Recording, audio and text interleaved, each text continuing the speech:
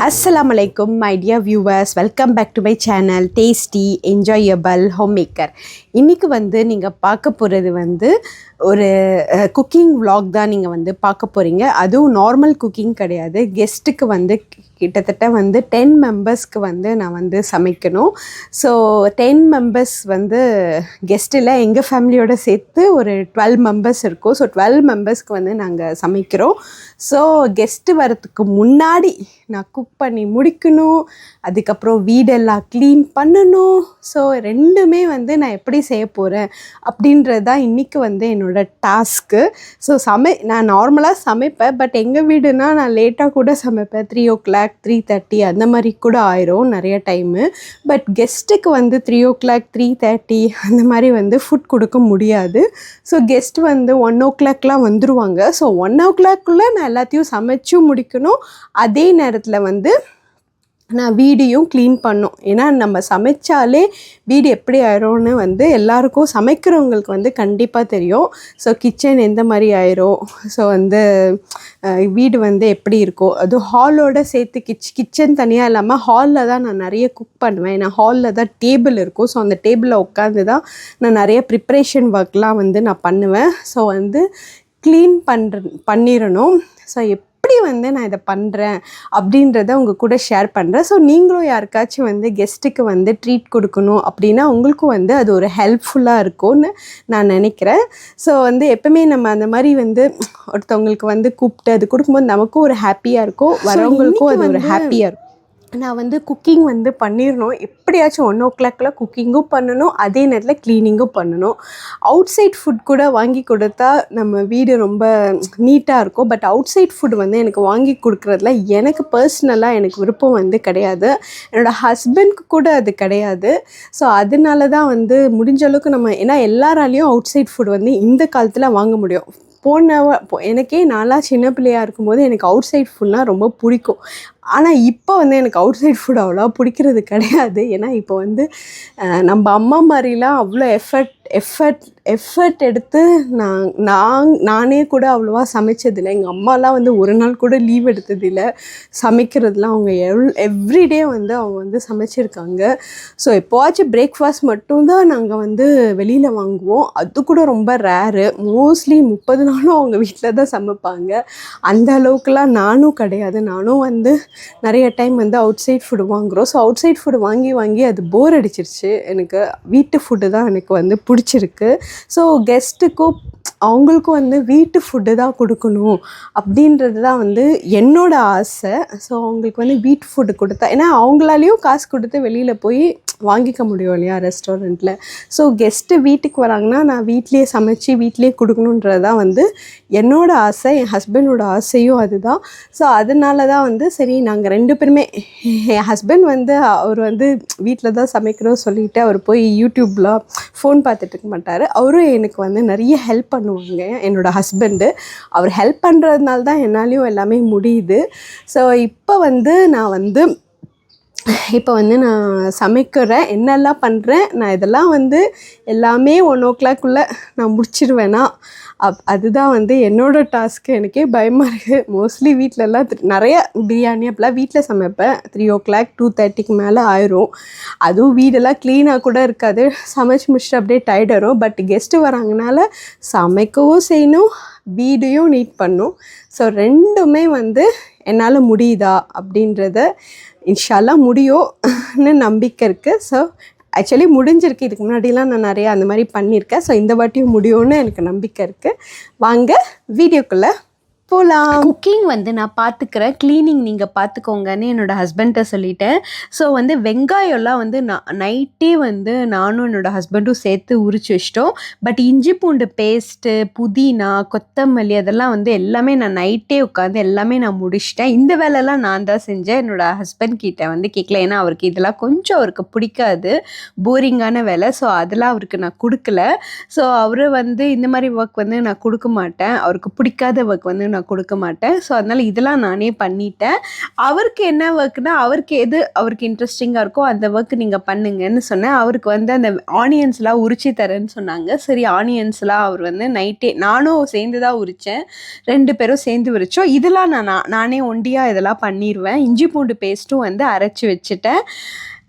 வெங்காயம் வந்து சாப்பரில் போட்டு என்னோடய ஹஸ்பண்ட் வந்து வெட்டி கொடுத்துறேன்னு சொல்லிட்டாரு. ஸோ வெங்காய தக்காளி வந்து அவர் பண்ணி தந்துடுறேன் அப்படின்னு சொல்லிட்டாங்க. மித்த ஒர்க்லாம் நான் பண்ணிட்டேன். மணி பார்த்திங்கன்னா 7:30. நாங்கள் 6 o'clock எழுந்திரிச்சோம். குக்கிங் ஸ்டார்ட் பண்ணவே 7 ஆகிடுச்சு. எல்லோரும் டீ குடிச்சிட்டு என்னோடய ஹஸ்பண்ட் மார்க்கெட் போயிட்டு இறைச்சி கோழிலாம் வந்து வாங்கிட்டு வரேன்னு அவர் மார்க்கெட் போயிட்டார். ஸோ அவர் மார்க்கெட் போகிற டைமில் வந்து நம்ம கத்திரிக்காய் பச்சடி வந்து பண்ணிடலாம் அப்படின்னு சொல்லி நான் கத்திரிக்காய் பச்சடி வந்து நான் ஸ்டார்ட் பண்ணுறேன்.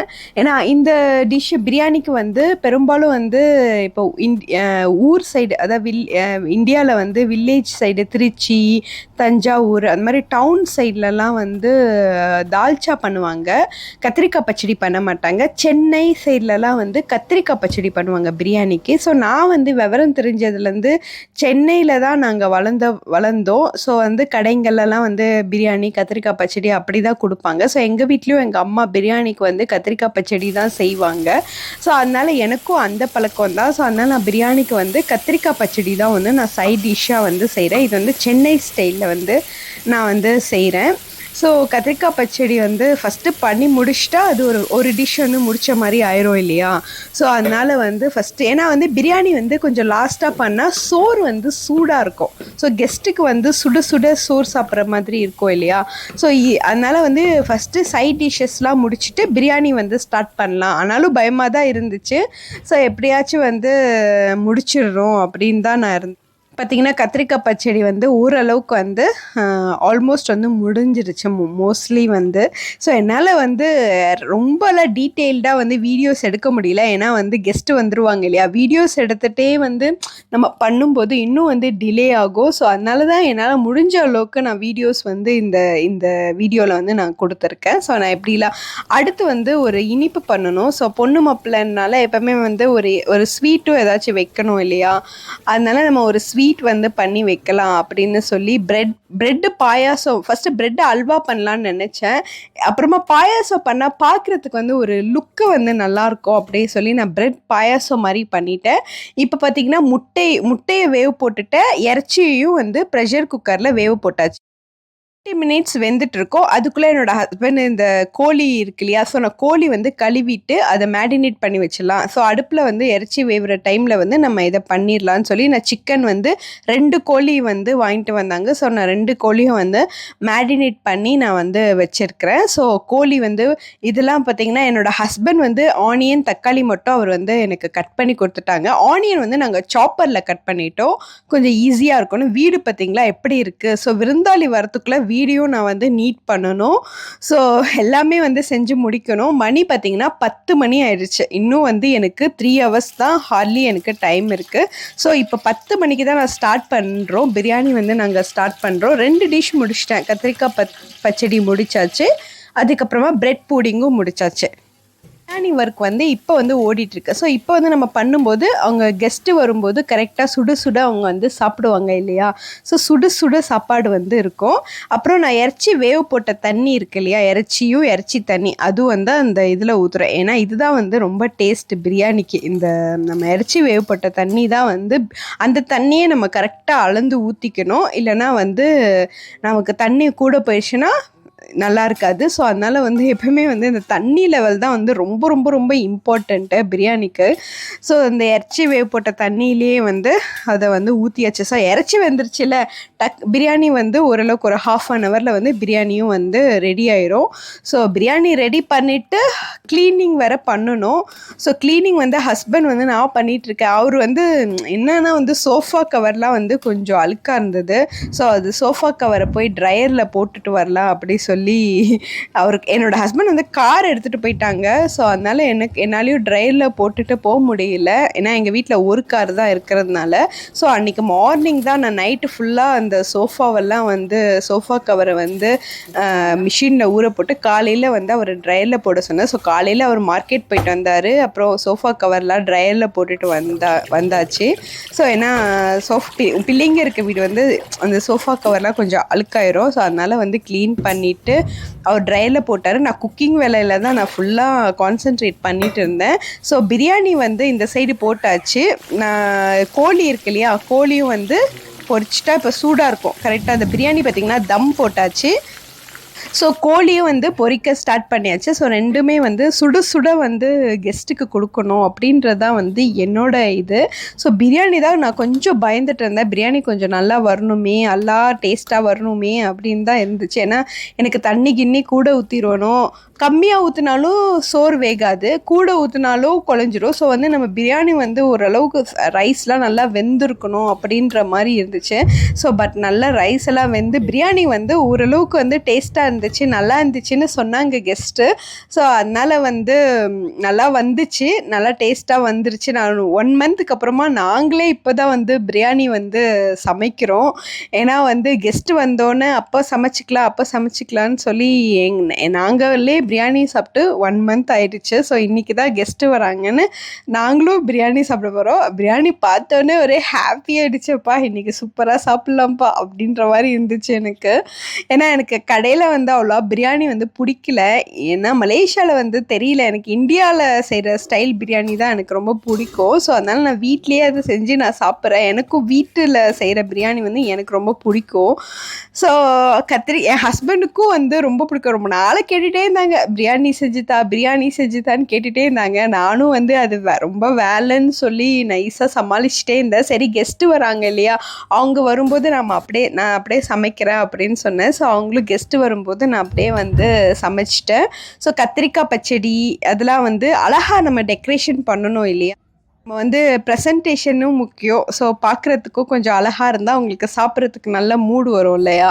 ஸோ அதனால் பார்க்குறதுக்கு அழகாக ஒரு நல்ல அழகான ஒரு பாட்டில் அந்த ஒயிட் கலரில் இதெல்லாம் வந்து சர்விங் பாட்டு, இதெல்லாம் நான் கொஞ்சம் நானே வந்து இதெல்லாம் வாங்கி வச்சது இது. ஸோ இதெல்லாம் வந்து நான் வந்து இதில் தான் நான் சர்வ் பண்ண போகிறேன். ஸோ சர்வ் பண்ணும்போது பார்க்க அழகாக பொண்ணு மாப்பிள்ளை விருந்துன்றதால இன்னும் கொஞ்சம் அழகாக வந்து க்ரியேட்டிவாக ஏதோ ஓரளவு நம்மளால் முடிஞ்சது பண்ணலான்னு நாங்கள் இதை கூட உட்காந்து செஞ்சுட்டு இருந்தோம். ஏன்னா அவ்வளோ வேலை இருந்துச்சு, இன்னும் க்ளீனிங் வேறு பண்ணணும்.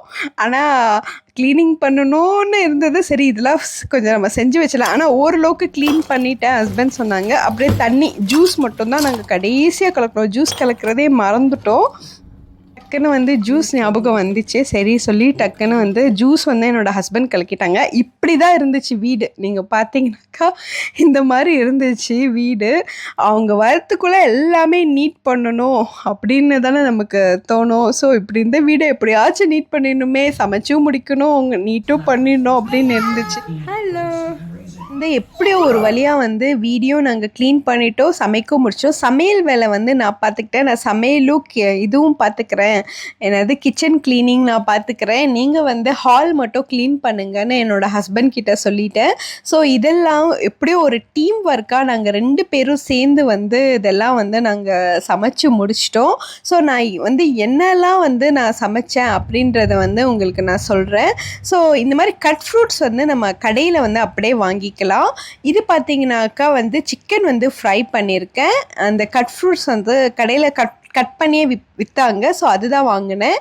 இது பார்த்தீங்கன்னாக்கா கத்திரிக்காய் பச்சடி. ஸோ கத்திரிக்காய் பச்சடி வந்து சாலட் வச்சு டெக்கரேட் பண்ணியாச்சு. தயிர் பச்சடியும் வந்து டெக்கரேட் பண்ணி வச்சாச்சு. இது கொய்யாப்பழம், இது வந்து ப்ரெட்டு பாயாசம், முட்டை, அதுக்கப்புறமா மட்டன் பிரியாணி.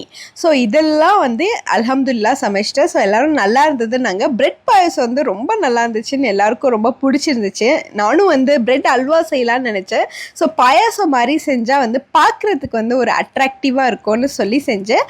இந்த வீடியோ பிடிச்சா லைக், ஷேர் அண்ட் சப்ஸ்கிரைப்.